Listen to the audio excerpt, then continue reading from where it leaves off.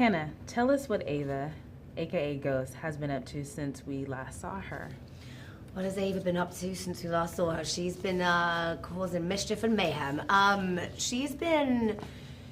I mean, where we last find her in Ant-Man and the Wasp, you know, Janet Pym has healed her, and she's now not so volatile. She's not naive, she's not immature, she's not surviving, and she's not in pain.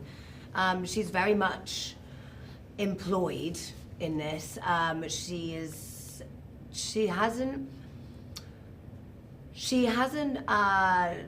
found a family, a friendship, or anything. She's very much alone. She's found her power. She's found her calm. She's found her control, and I think she's dangerous. But I think she's very much got her guard up. She's a bit of a stubborn mule, very sarcastically, but she's got her Fort Knox up. She's not prepared to play with others. Lewis, how does it feel to be part of the MCU and bring Sentry to life on screen? Oh, there's a lot of feelings around that.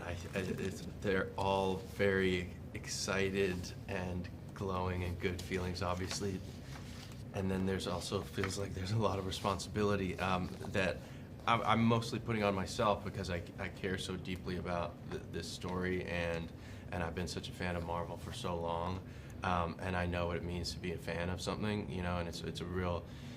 It's not a task I take lightly, you know. I think that to inhabit a character that's been around for so long is rightfully it's a challenge because there's so many things that we love about the characters that we love, and that we grab so tightly onto them because they do feel so comfortable, like a comfort blanket. And so I wanted to make sure not to step on sacred grounds in that way. I think I was lucky that I am playing this character because I felt like I had so much to draw from, and I felt like I had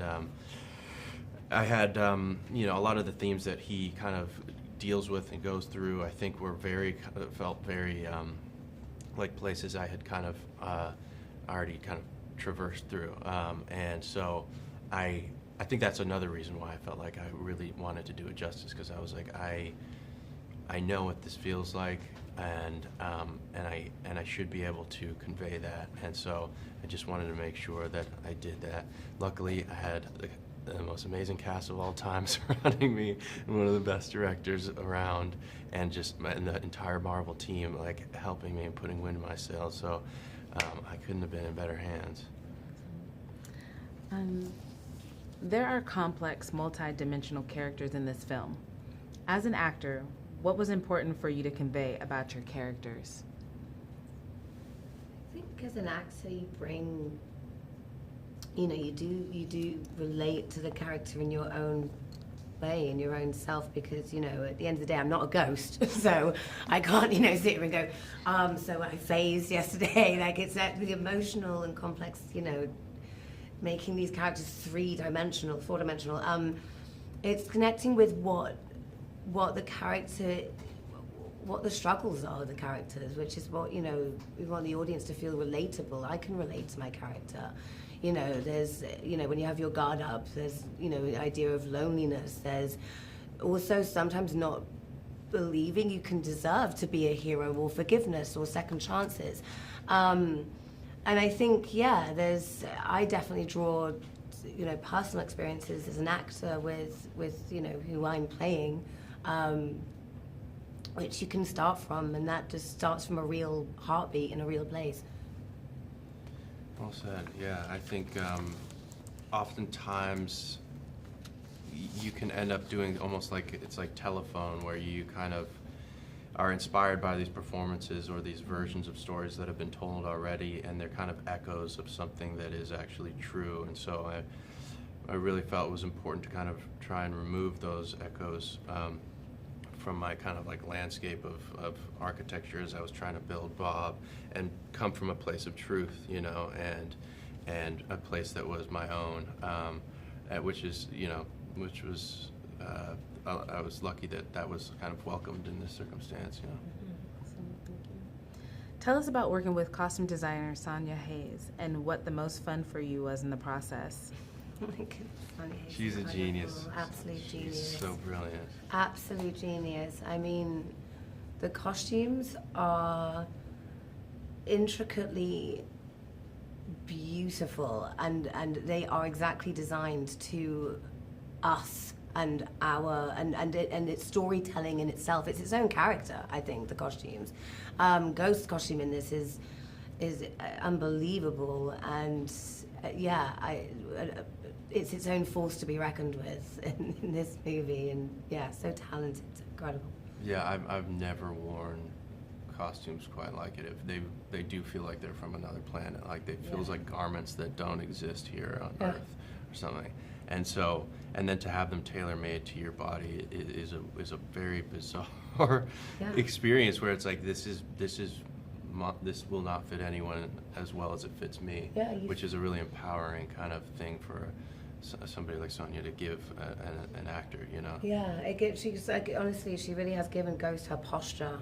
It's like it's a whole complete different posture, and I feel like you feel like a hero. You feel beyond. You feel like you're not you anymore when you put these costumes on, and it really kind of sets you up when you get on set, and you're not only surrounded by the set and the whole universe and the gravitas of that whole thing. You feel like you're part of it because of the costume and everything that comes with that.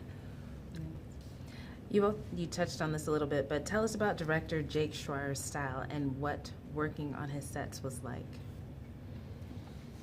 Amazing. Yeah, it was amazing. I mean, he's genius. a total genius. I think it's a hard task to come into a world like this and operate in a comfortable way. And there was never a single point where I was like, oh, yeah, it's just every day I was like, there's nobody better fit for this than you, because he really understood the assignment, as people say on the internet these days. He really was like, while also challenging it and also being like, I understand what world I'm operating in, but I also kind of want to push the boundaries and nudge them and kind of like see where where it can be expanded a little bit and where there's room to grow within it, which is a commendable trait to have as a director. Mm-hmm. I'd follow him to the end of the earth.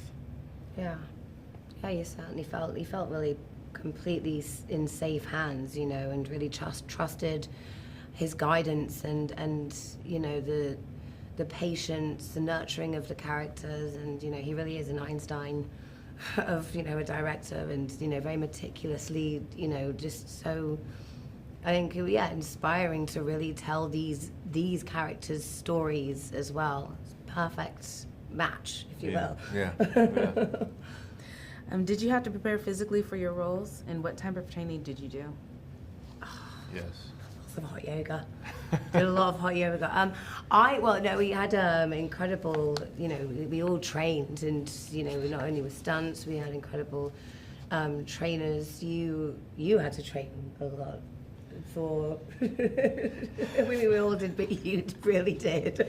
Yeah, I mean, that was a hard challenge because there's multiple body types that really only make sense for certain characters, right? So in the beginning, playing Bob, he's supposed to be kind of smaller, and I did as much with my body language as possible. But then also I worked with this trainer, Brendan, who really we worked hard to get him in a place that was really strong physically, but lean, so that it looked like he was kind of vacuum sealed.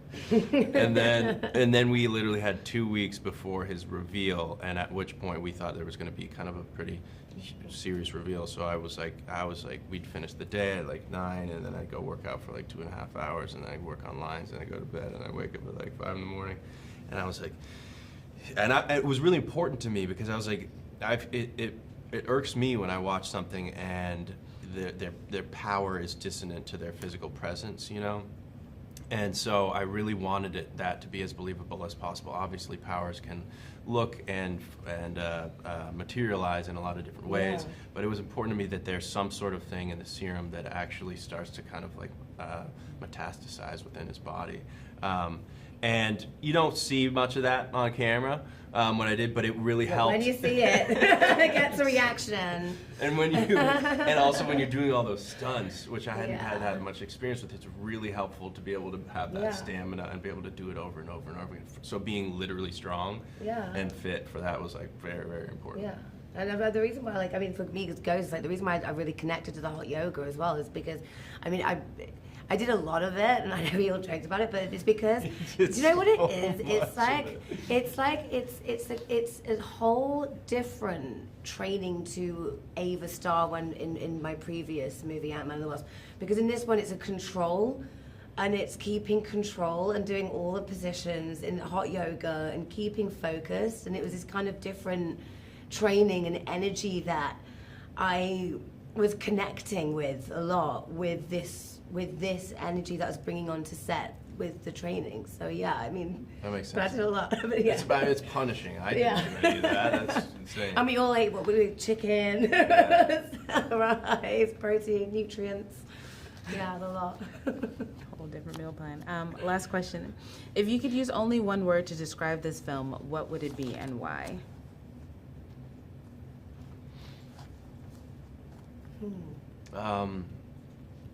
Mine would be home, because I think home we often think of as a place, a physical place, but I do think you can travel with people and people can inhabit the idea of home, and I think every character in this kind of finds their own home.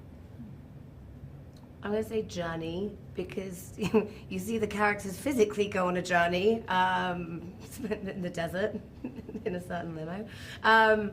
And it's the journey of all the characters and of where they come from, where they're going to go, and the discovery of and their journey together.